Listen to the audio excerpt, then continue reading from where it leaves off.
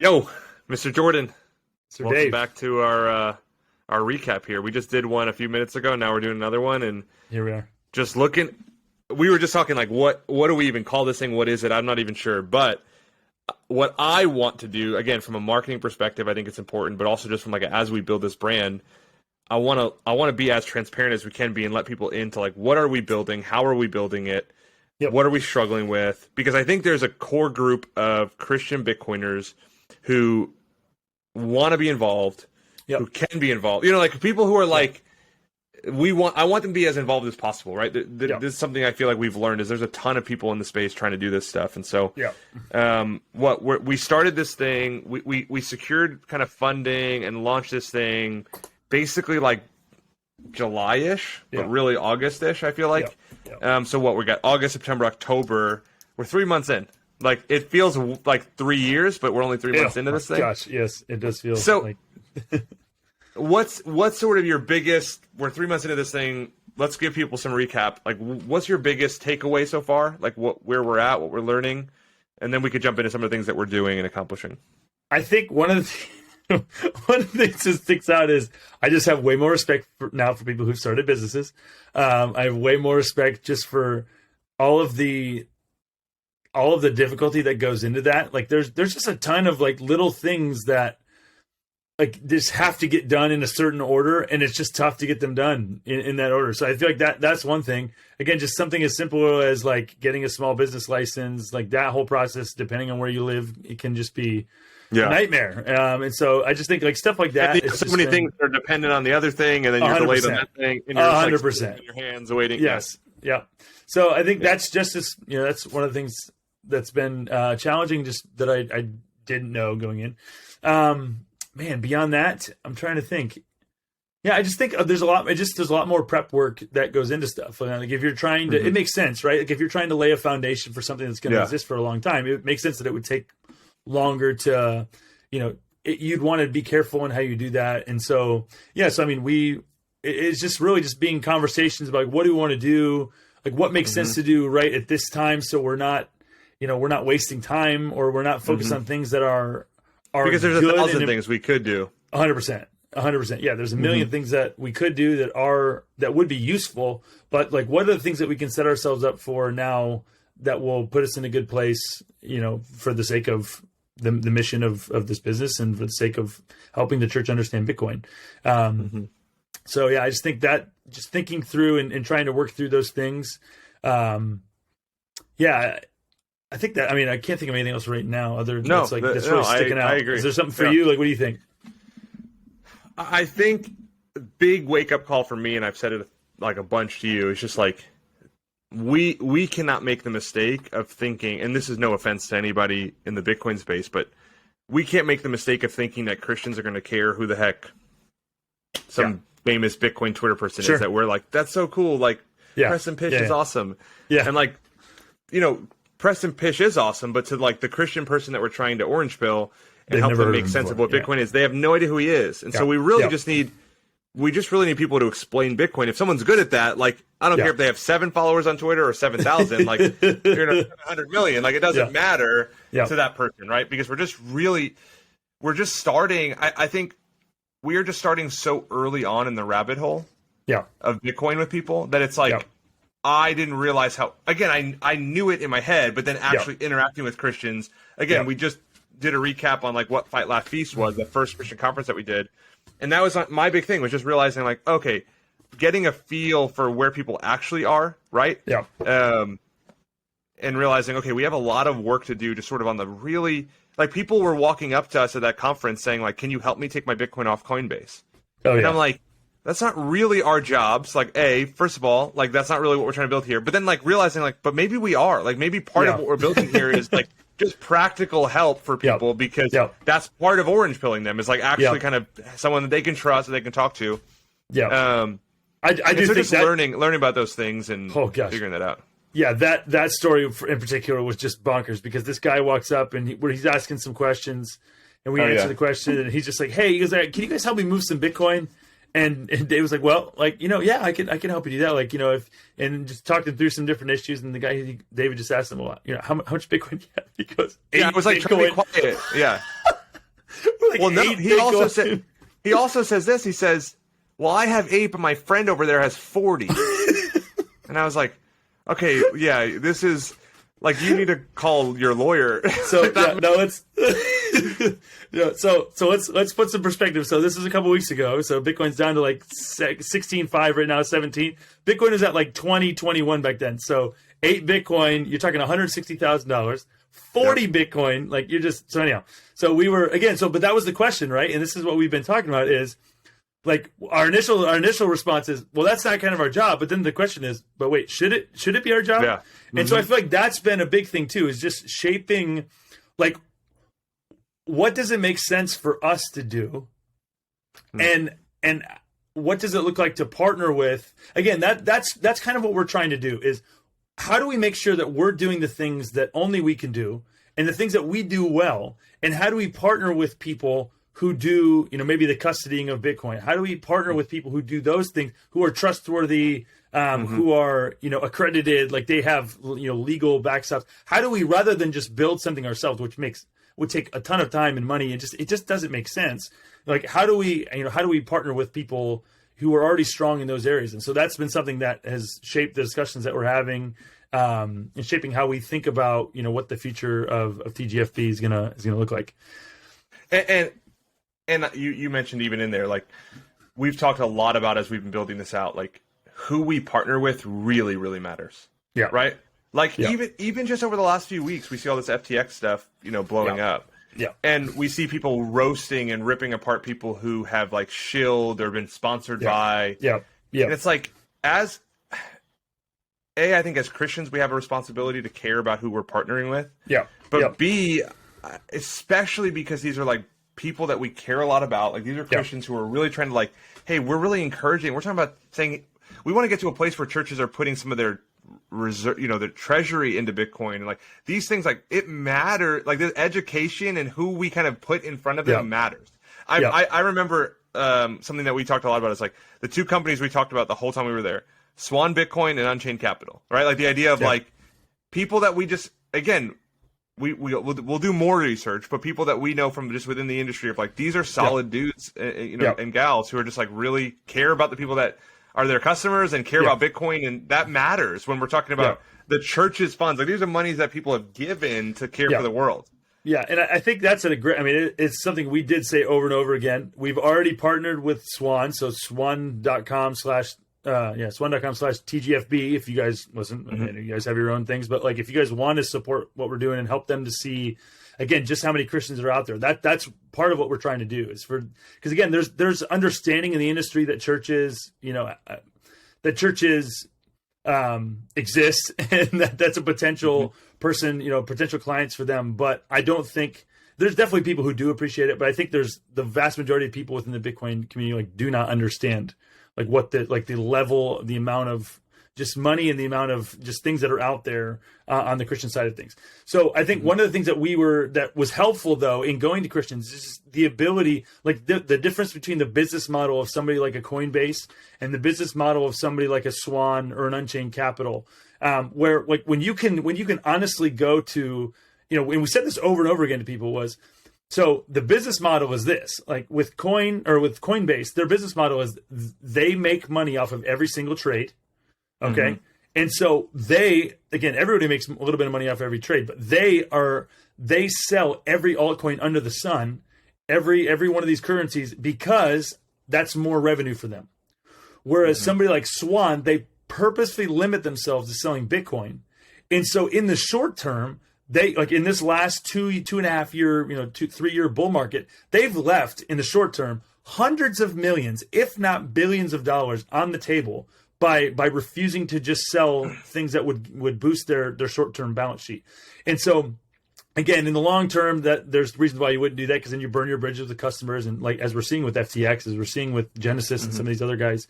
But still, the credibility that builds with someone for you to be able to verifiably demonstrate to them that these companies are not just cash grabbing.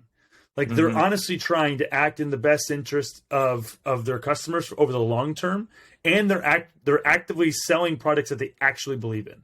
I think that's again, in this day and age where, you get everybody trying to get one over on each other, like to be able to say that and demonstrate it, I feel like is something that's really important and going to be even more important going forward. Yeah, no, I completely agree. Okay, so we built out my team built out like a really simple sort of one-page landing page for our website. Sure. Then we sort of embarked on sort of like recapping like what we've accomplished. Put the website up, announcement, sort of who we are, what we're trying to do. And then we sort of started building in the background around like, okay, we need to go to our first Christian event, right? We want to go to a Christian event so we can learn where are people at really. Like we don't want to just kind of live in an echo chamber of like Bitcoiners, but like where are Christians who aren't, who wouldn't call themselves Bitcoiners? What are they thinking and doing? I think we need to do more of that. Like I think I was surprised that like when we left, I'm like, okay, we're going to do way more Christian events than I realized. Right? Like I didn't realize that when we thought about this business. And then sort of in the background, we're building out a new brand, that's sort of a brand that we want to build this whole business on. And we've been working with a designer that I connected with, Kane, who's a Bitcoiner.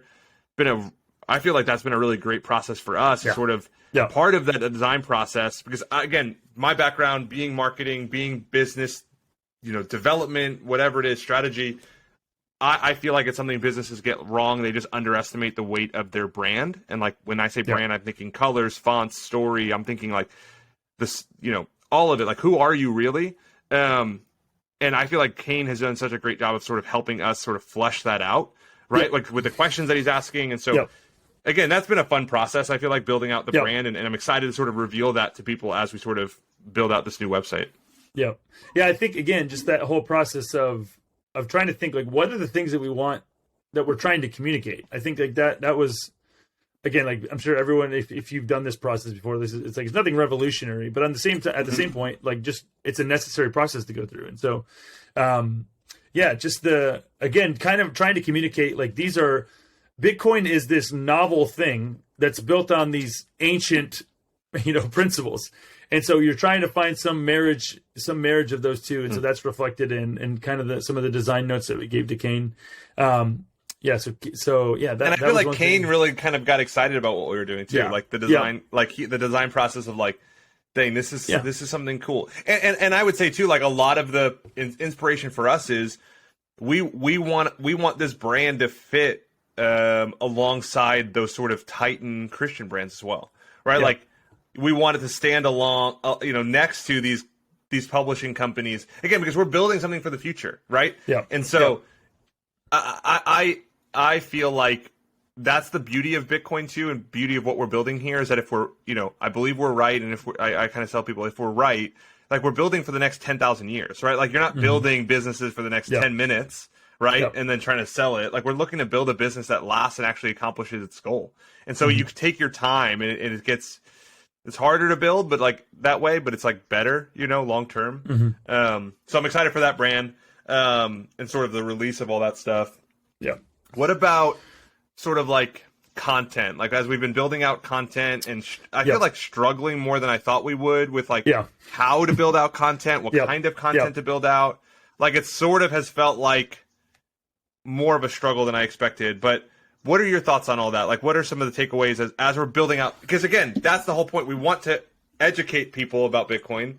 Well, like we want to use content, but like I feel like there's so much flux in all that. What are your thoughts on sort of that process, building out the content? The thing that we've run into is, again, so it's a lot of kind of what we talked about before too, is like we don't want to just reinvent the wheel. Like we're not trying to like reinvent the wheel in a lot of ways. So like there's things where people we're looking to like partner with to just basically like, hey, can we use this and amend it some, like tailor it more towards our audience? Like there's things that we're looking at along those lines. But again, even just beyond that though, like it just does take more work. Like there's things that you're trying to think through, that again, we're sowing seeds now that are going to produce a lot of tight content that's going to be, helpful for people. But again, you're trying to think through things in a way to present them to Christians. There's a lot of things that, again, a lot of the things that are out there would appeal to anybody. Okay. Like there's Bitcoin materials that are out there that will appeal to anybody. And so again, we don't want to just make things out of nowhere, but there's certain points where we can tailor, have like a little bit of like a a point of emphasis that will be even more meaningful to a Christian. And so we're trying to figure out what that looks like. Then you also just run into situations where there's people who have different strengths in content production. Mm-hmm. So one of the things that we've been doing is just meeting with. I have like a list of probably 20 people who are creating different kinds of content within the Christian Bitcoin space, which sounds insane. Like that sounds like, how can there possibly be that much? And I think one of the fears that I had going in was we're going to have all kinds of people who are going to be working on very similar things. But the cool thing has been we've seen people who are working on all kinds of different projects, who have different desires and different giftings and different, backgrounds. And so it's really just a matter of communicating with them, creating like a process for, submitting, whether it's articles, whatever it is, like, book projects, like we have a number of different things in the works.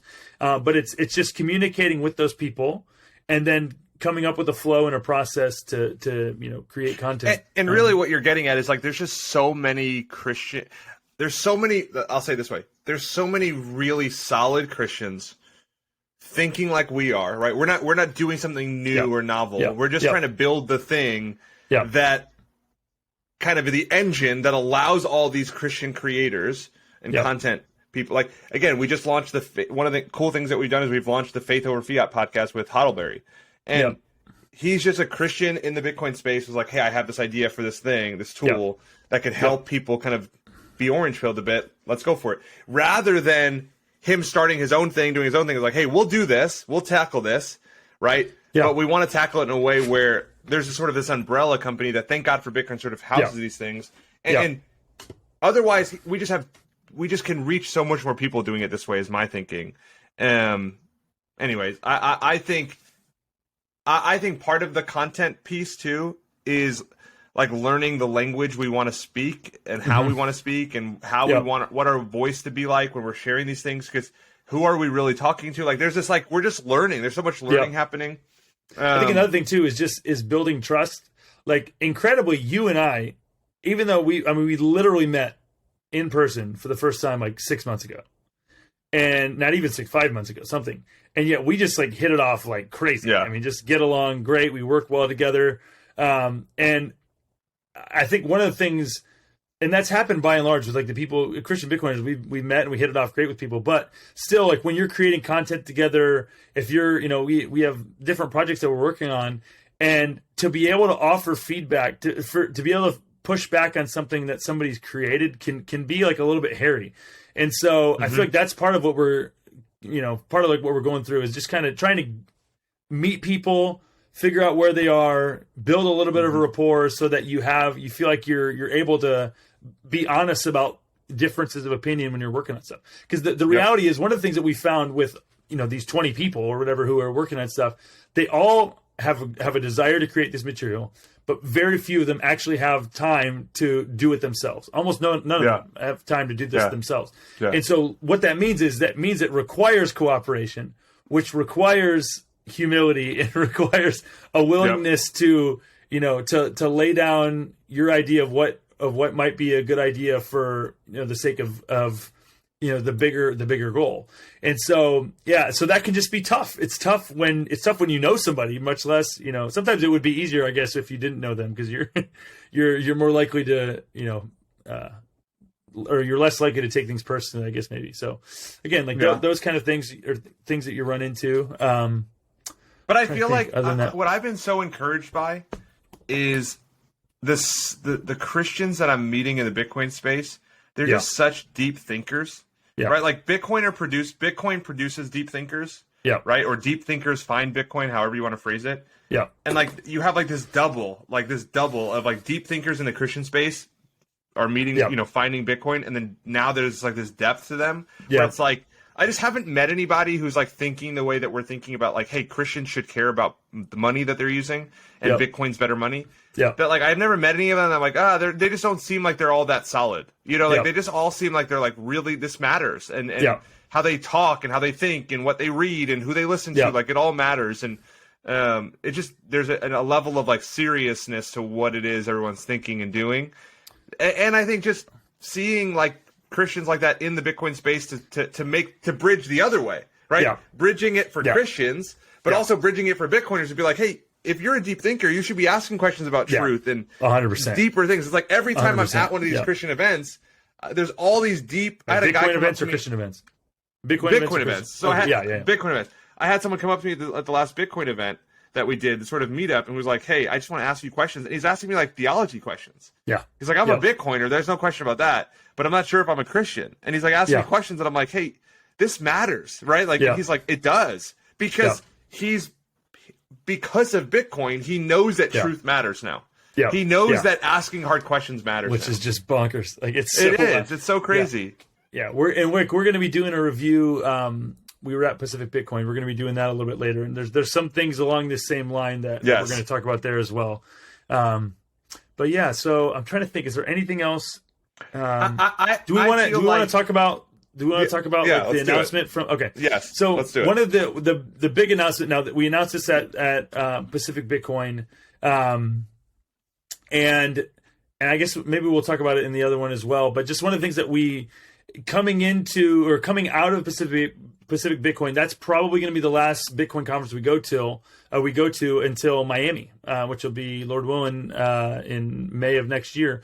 And so one of the things that we've been talking a lot about and just thinking as we think through the business and think through like what's next, the question has been really like, how do we like what is going to be the thing that like what's going to be the way that we fund this business? What's going to be like, what's our big thing? Where are we going? And so the thing that we had been thinking about was the conference in Miami. As we, when we did that this past year, that was the thing that kind of opened up our eyes to, what this could be.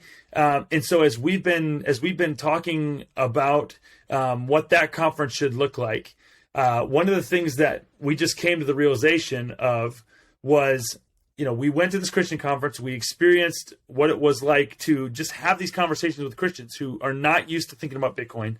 Again, just having conversations that just spurred a lot of new thinking on the part of decision makers within the church. And so one of the things that, like David, came out of that and was just like, Jordan, we need to do a 2-day conference in Miami. Miami needs to be a 2-day conference. And so he said that, and like I was like, oh man, I like that idea, but at the same time, and then we kind of talked it through, and he won me over. So Dave, make your pitch. Like why a 2-day conference? So as we were sitting there talking at our first Christian event with a bunch of Christians, just realizing how much of our journey with them is going to be around the Bitcoin 101 stuff, right? The really taking the time to start way earlier in the conversation. Like the first event we did in Miami was for Bitcoiners who happen to be Christians. Yeah. Right? Yeah. I think that as we grow this thing, it's going to be for Christians who are curious about Bitcoin. Yeah. Right? And just as much as it will be for people deeper in that relationship who are Bitcoiners and Christians, right? Yeah. But my thinking is if we do a 2-day event, that first day can be a lot of, we can hear from some of those best Bitcoin voices, about what is Bitcoin really, right? Yeah. It's to talk about why Bitcoin is better than gold, right? It's to talk about, what is a wallet and just some of those simple things. And 90% of those people, right, if we do this right, 90% of those people are not here for the Bitcoin conference. Yeah. Yeah. We just happen to be there. They're here for, okay, I'm going to bring my pastor. I'm going to bring my church finance team. I'm going to bring, and we're going to make a 2-day thing out of this. If we do a 1-day event, they're not coming. They're not going to fly across the country. They're not going to drive a few hours. But if we do this right, they can kind of make this hey, we've been talking about it for a year or two. We have a guy in our church. It's something. It just gives something. It gives something that you can invite your church to, right? That's my kind of appeal. My sort of call to action is, if you're listening to this and you're a Christian, my hope is that you're going to church at a local church. My hope is that you've had some of these conversations with your pastor and with your finance team. But if you haven't, either way, this is a thing that you can invite them to, like, hey, let's go to this, right? Yeah. And we even talked about possibly doing like a deal where it's like, man, if you can get 3 people from your church to come, like your ticket's free, right? Because we just want to get Christians there. That first day being really for that person who's like, this is new for me, let's ask questions.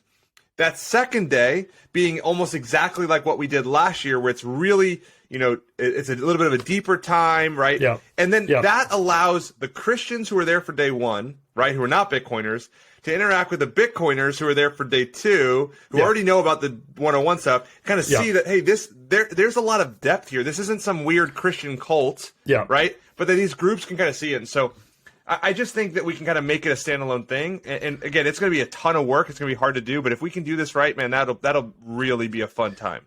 And I think another problem, again, another reason why, as Dave was broaching that idea, that it just kind of clicked with me, like, yeah, that would be awesome, was because one of the things that I had no idea. Like, I knew that Jimmy Song was a Christian. I knew that there were, some of these other guys are Christians who wrote the book. And like, I imagined that there'd be some Christians within the Bitcoin industry.